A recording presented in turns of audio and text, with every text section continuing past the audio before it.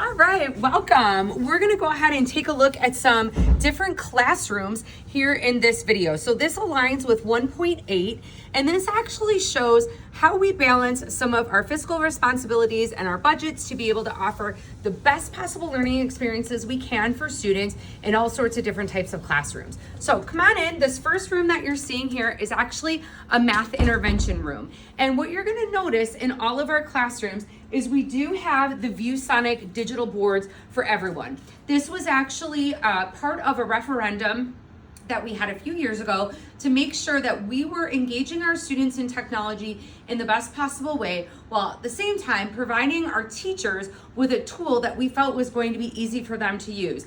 They, of course, use it every single day, all the time, in all sorts of different ways. Whether it's to show videos, whether it's to show lessons, take attendance, any of the sort of simple things, they use it all the time. Here in our intervention room for math, for example, a lot of times it's used for children to be able to do some quick skill and drill math fact practice. Now, what you'll see back here is a very standard procedure for how our teachers really organize a lot of their materials. We like to be able to offer all sorts of different resources to ensure that our children are able to learn things in all sorts of different ways. So by differentiating our instruction, answering the needs of our English learners, also answering the needs of our special education students, you'll find things like all sorts of different tubs that may go from buttons to snap cubes to ones counters to rulers and dice and game pieces and rods and all these kinds of things so that we can give our kids a hands-on learning experience. Being in an early childhood building, we find that our students really get a lot more out of their lessons if they are able to be hands-on with what they're doing. We very seldom have whole group instruction happening. It's usually only about 10 to 15 minutes within a period, if that, and it's really just to give direction and to perhaps introduce some of the vocabulary words. But after that, it's really a lot of exploration learning for our kids to be able to practice things, again, using these different types of tools. We also have a lot of these standard pieces that you'll see in our rooms, such as number lines or things like counting by tens with this example of popsicle sticks. You'll also see in all sorts of different classrooms, we always have our alphabet posted, but it can often mean some different things. So for example, in this particular math intervention room, our children are recognizing right away that it is the alphabet A to Z, which they recognize. However, what you'll see on here is there's math vocabulary that's incorporated. This again are the kind of specific tools and pieces that we buy and we budget for to be able to better provide services. You'll also see that our walls and our cabinets and just about everything is covered with those visual cues that we know our students need. And we are very meticulous in making sure that every year we purchase new materials for that. We also recently have purchased new furniture that you'll see in all of the classrooms that we're gonna go to. Just about every single room has this U-shaped table for teachers to be able to sit in the center and work with their small groups as kids are moving about in their different guided groups. And then we also have these particular tables that will allow for children to work on their own in some of their independent groups. You'll also notice in all of the classrooms that we go to, there's all sorts of different types of area rugs, and they can often serve a couple of different purposes. Sometimes it is just to be able to have that nice comforting area for kids to be able to work together. Sometimes it's a visual cue for students to be able to use and actually have some physical activity as they're doing things. For example, sometimes in the intervention room with this particular number rug, kids might be jumping down the tens line, kids might be jumping to even and odd numbers, and things that can get them sort of physically active while also seeing that visual cue at the same time. So this is a math intervention room. Our math interventionist sees approximately 60 students throughout the week. Some students are here 5 days a week, some students 4 days a week, some students 3 days a week, depending on the tiered instruction that they need. So our tier 2 students are here less than our tier 3 students, of course, and our tier 3 students are usually a 2-to-1 ratio or a 1-on-1 ratio, depending on the amount of help that they need. We often find that in math intervention, a lot of the help is coming simply from the fact that it is so language heavy, and we are at a 65% English learner percentage here in our building. So we always are trying to find different ways outside of the classroom to provide that extra support. And again, that's why we budget for all of these extra materials, the visuals, the hands-on materials, the ViewSonic, and all of the things that our kids need. So with that, we're gonna go ahead and walk down to our pre-K room. And I can give you a little bit of background information about our pre-K room as well, because it's actually funded a little bit differently. So our program is called Little Diamonds Early Learning Program. And at one point in time, it was 2 blended classrooms, which meant it was general education and special education students in a room together. And then 1 room that was considered just at risk. And when we say at risk, these were students that were not performing at grade level, but also did not show any sort of sign or indication that there was developmental delay. The students may have just needed some extra support in some way. Sometimes it was a need for situations that may have occurred with speech. Sometimes it was situations that may have occurred with social work. At any rate, it was not students that were performing at their developmentally appropriate age when we had given the pre-K screener. Because we have at-risk and blended classrooms here in our building, we actually qualify for specialty grants through the state of Illinois for a play-based program. So the way our program works here with pre-K is that we still have the 2 blended classrooms and the 1 at risk, but next year we are gonna shift and it's gonna be completely 3 blended programs so that we can ensure that we are always supporting inclusion with our special education students. With this play-based program, it is student choice, so there's all sorts of different activities and centers that are set up for kids to engage in, and we always have a 30-minute playtime for our kids to engage in as well. So it's not necessarily academic heavy, but more social emotional heavy. So let's go ahead and take a look at this pre-K room.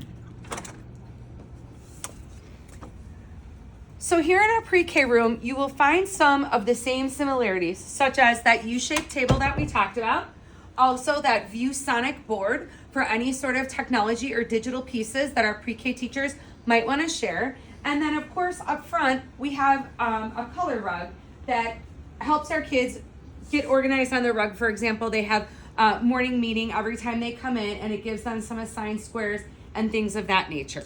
Where you're gonna see the difference though is that these are really open play areas. So the way it's arranged in that intervention room that we were in, those were very specific skilled tools and resources that we needed. For here, when we think about the budgeting and how the grant is spent and what we need to do to ensure that our play-based program is happening, you will see it is really all toys in here. Now, that of course does not mean that our students are not learning. Because the program is play-based and because we are trying to especially focus on social emotional learning, the play-based centers and items that we have here allow our children to do just that. So even when we look back here at the play-based kitchen, in a lot of cases, this is helping some of our students understand what it feels like to play in a safe home, in case they have some other situations that may be a little bit different within their own home. Back here, where we are very meticulous about purchasing of literature for our kids, we are very careful about what we purchase and want to make sure that things are available to them at all times. In many cases, looking in the pre-K room, it's basics when we think about what kinds of play-based tools we are buying. However, it really helps to be able to build this program for our kids. One of the other items that we have that we really appreciate in all of our pre-K rooms is that we are very meticulous about putting together our family wall so that we can always remember that we are gonna keep smiling, dream big, be positive, and stay humble. And get our kids to understand that while they have a family at home, they also have a family here at school. So we are very meticulous about our funding, like I said here, for these play-based items. With that, I'm gonna take you to a general education classroom, show you a little bit of the difference there and how we work our funding program within Gen Ed. So we're gonna walk down to a first grade classroom. This year we have 4 sections of first grade, approximately 16 to 17 students in each one of the sections. They of course go through a standard general education schedule. So there's a block of ELA every day, a block of math every day. There is a trade-off every other day between a block of science and social studies. There's always a block of writing, and then they of course work in their phonics piece, their grammar piece, handwriting, social emotional learning, and any other components that the team feels their students really need to differentiate their instruction. Morning meeting is also a really important piece that all of our general education teachers use. The other piece too that's very important to mention for our kindergarten, first and second grade students is that we very much follow the PBIS model, which is positive behavior intervention. And what we're talking about there is remembering that we are always going to be safe, responsible, and respectful. Those are our three big things in our classroom. You'll see that posted in some different ways throughout the room. So let's go ahead and enter first grade. So you'll see here, of course, the desks are set up a little bit differently because a lot of what we do here has to do with the way our students are working. Groups of 3, groups of 2, there's a group of 4 in back. Here's the U-shaped table for our teacher when she's having some of her different groups. But really, this is the collaborative environment that we build in our classrooms. It's also the way that we build inclusion in our classrooms so that our students are always working together. You'll also see the posting like I talked about before with the behavior matrix about being respectful, responsible, and safe. That is a big component that we always commit to, and we always have our Calm Community contract. And this is something that our students put together as a class. They sign off on it together so that they are committed to making these things happen. And this really, the adoption of the PBIS program was a great buy on our end because we've been doing it now for about 5 years and we've seen a lot of success in it. So it was a large financial responsibility on our end, and it took some different budgeting to make it happen, but we've seen great results and our kids are absolutely committed to it. So here's the ViewSonic again, which of course we mentioned in each classroom. Here's of course one of those colorful rugs for our students to be able to have specific places to sit. Again, the different types of desks and chairs that you see here, this was a financial purchase that we just made last year after the building went through some serious renovation over the summer. We actually gutted every single classroom in this building to make it more up to date and really make them more spacious for our students and for our teachers. Teachers also received these new slim desks, which have been really helpful to be able to save space in the room. And then one other big purchase, of course, redoing the walls that we had here with not just the painting and some of the broken pieces that we had within the walls, but teachers really putting the efforts in to get the word walls together, the math walls together, to make these wonderful, inviting classrooms. So those are 3 different types of classrooms. Of course, there's a few more with different grade levels and specialist classes and things like that. But I wanted to be able to share with you the difference between our early childhood program, an intervention room, and then just a standard general education room. While they are very different in terms of purposes that they may serve and the way they are arranged and the way money might be spent, the number one thing is that everyone here puts students first and ensures growth and learning.